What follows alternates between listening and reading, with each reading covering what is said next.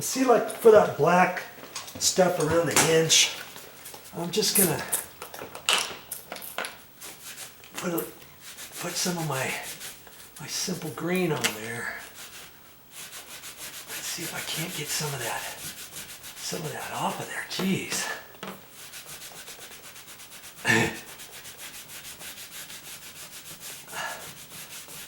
That doesn't, getting most of it off. And I've even got a little wire brush here. I can try to get some of that off. I want to get those as clean as I can. You see, I probably should have a little bucket of water with me, but I'm only doing this one door, and so I gotta do that to all three hinges, and then where the dirty bits are, you know, up in here.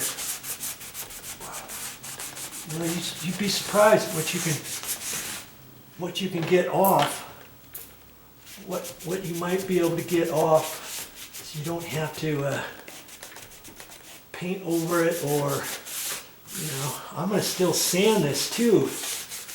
And if you got dirt and grime on your door jamb that is still on there, your sanding is not going to take it all off. Okay, so I'm going to spend just a few minutes of my time to get this stuff off of there. I can check other places if there's fingerprints on here, that kind of stuff. I'll do a once over on this entire door jamb before I'm done, before I start sanding. Okay, do a good job and do it right. I waited a little bit longer to let that dry a little bit more while I cleaned off all this. Doesn't that look nice? You know, I didn't get 100%, but look, most of that black stuff came off really good. And I warn you, when you take off the stuff around hinges like that, if they're black and stuff and you clean it off, you want to be careful what's down below. If you have carpet down below there, off-white carpet, tan carpet, anything like that, you're going to have to be careful. You might want to put some masking tape around there. So, and then be careful as you're wiping that your dirty water doesn't go down the edge here and go dripping down on your floor. Okay, as it is here, hardly any dead. This is vinyl planking. It was fine. I just wiped it up with my sponge and got it nice and clean, way cleaner than it was before. And then once I sand everything, I'll know that this is ready to be painted. I'm not just ready just yet, but see right in there, I could caulk that a little bit and make that line a little bit better before I paint, right? Along there. And maybe up in here. You see, whoever did this, I can tell that this was painted before and nobody took the hinges off, because I can see where the last painter stopped right there because of where the hinge pin was or whatever. This never got caulked. It's never been caulked ever since day one. You see there? Somebody tried to caulk this and then they stopped right there. No caulking. This is a little suspect there.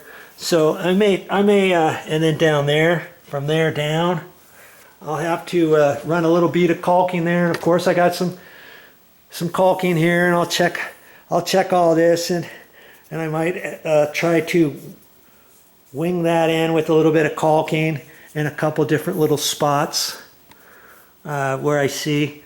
If I was really wanting to do this right, I would mix up my my rock hard wood putty and you know, spend 2 or 3 days on all the doors and frames and all that before painting and all that. I didn't.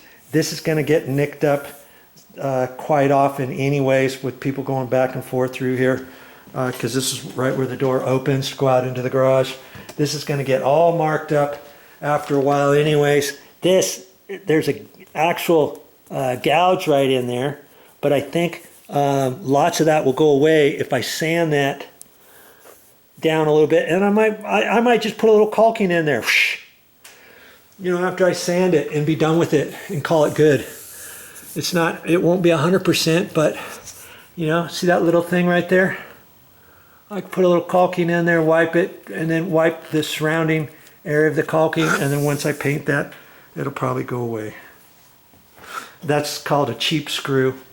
The best way would be to sand this, put some rock hard water putty on there, sand it, prime it, paint it, all that kind of stuff. I'm not going to go that far, but you get the point. If you want to do it that way, go for it. But I'm going to blend it in the best I can with some white caulking before I paint, and I should be good to go. Okay.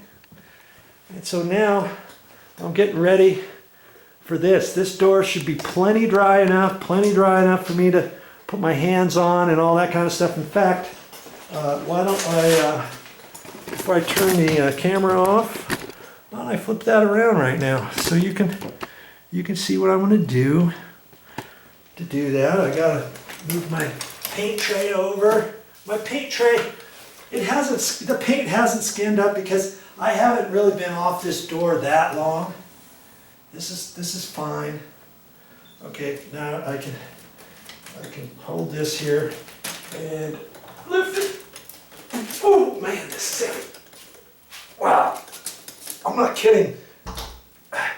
These doors are heavy, let me tell you. Solid core, 1 3/4 inch solid door. They also have 1 3/8 solid core doors. Your house might have 1 3/8 inch doors, but this one's got 1 3/4 for that garage door. And that's fine, I'm not complaining about it. I'll get her. I'll get her. I'm trying to, usually I'll just take the door and kind of walk it back and forth, but I can't really do that because of because I got the screws on the bottom of the door, and I don't want those to bend or anything because I'm painting, okay? Now, guess what I'm going to do on this side? The exact same thing I've already shown you for the front side. If you didn't watch that video, go back and watch that on a previous episode.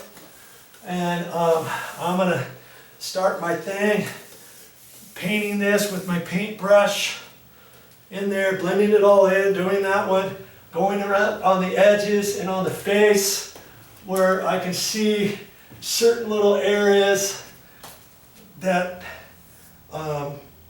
when I sand it went all the way down to